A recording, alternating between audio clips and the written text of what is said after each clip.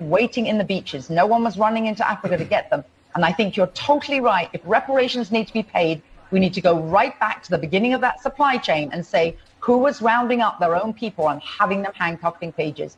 Absolutely. That's where they should start. And maybe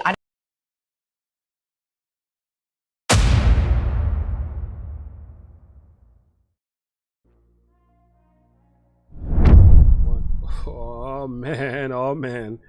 I don't think he was ready for this one. 5, 4, 3, 2, 1. Hello friends, welcome to Look and Live. You are here with Pastor James DeVallon, and this is The Perspective. In this one, once again, I got the right wing angel on the screen for another one. In this particular one, we are going to listen to Don Lemon.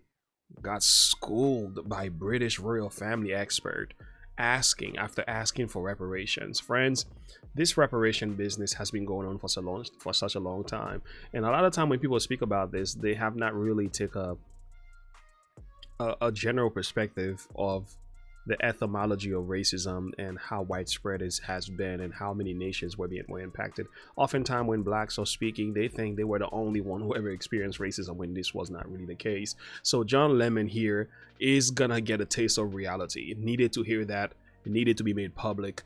So let's take a listen to this, and then at the end I'll share my thought and perspective with you. Let's take a listen. Well, this is coming when, you know, there's all of this wealth, and you hear about it comes as England is facing rising costs of living, a living crisis, austerity budget cuts, and so on. And then you have those who are asking for reparations for colonialism, and they're wondering, you know, $100 billion, $24 billion here and there, 500 million there. Some people want to be paid back, and members of the public are wondering, why are we suffering when you are, you know, you have all of this vast wealth? Those are legitimate concerns. Well, I think you're right about reparations in terms of if people want it, though, what they need to do is you always need to go back to the beginning of a supply chain. Where was the beginning of the supply chain? That was in Africa. And when across the entire world, when the slavery was taking place, which was the first nation in the world that abolished slavery? The first nation in the world to abolish it. It was started by William Wilberforce, was the British. In Great Britain, they abolished slavery. 2,000 naval men died on the high seas trying to stop slavery.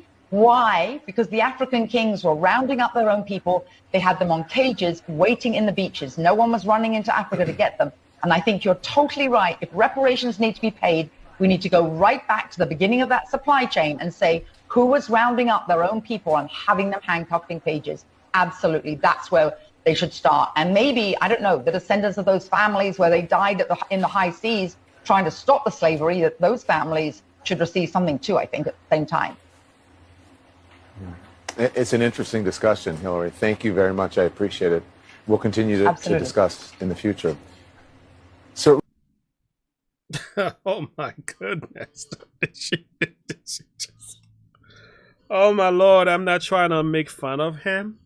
She just literally obliterated his perspective so bad that he just says thank you and dropped the mic. I think he dropped the mic on himself. Friends, here is the thing that people don't know, right?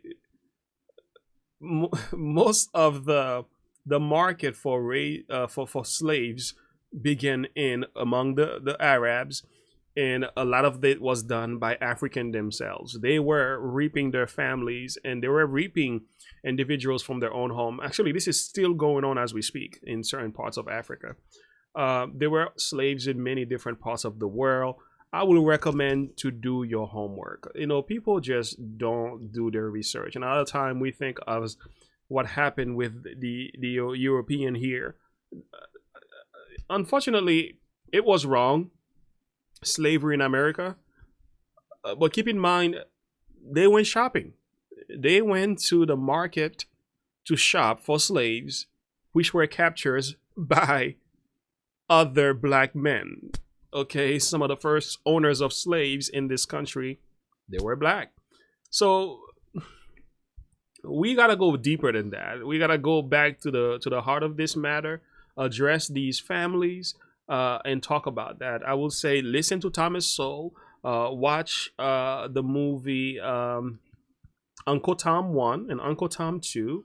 for reference, and also do some more research. And I think Larry Elder has a number of presentation on his channel as well that are really good. They go into depths about the etymology of racism, and not racism particularly, but slavery. So yeah, people need to do their homework, and I think Don Lemon just got a taste of reality here. You know, he needed to hear that, because so many blacks are pushing for this stuff, but they haven't really considered all factors. The Bible tells us, my people are destroyed for lack of knowledge, because thou hast rejected knowledge.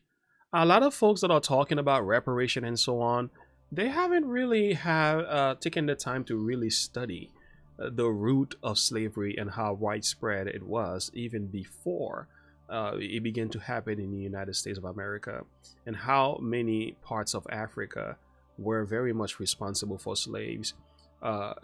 Even in the Bible time, there were some slaves, not to the same degree of what we have today. They were not treated in the same level, the same way, but they were still slaves. So the fact remains, slavery was not a new thing. It was something that was happening. It was the way things were. Doesn't make it right, you know, but that was the spirit of the age. That was the culture. That was what people were used to. You know, I'm so glad it is not the case today in the United States of America, but there are other parts of the world where this is still happening. So when you're talking about reparation, you gotta go farther than that, buddy. You gotta go deep. And guess what? You're not ready for the real facts. And I think a lot of us who are talking about reparation, we haven't done our homework and understand the depths of this thing. And again, reparation for what? This is reparation right here. You are free. If you are a black man or whatever skin color you are in the United States of America, your reparation is your own preparation. You make things happen. You go to work, you put in work, you find God, and you build your country, you build your business, you start a strong, firm foundation here. That's real reparation for me, instead of asking for somebody else to give me something for what was done to my ancestors. Oh, stop it. Enough. And I'm so glad that she schooled them so nicely on this one.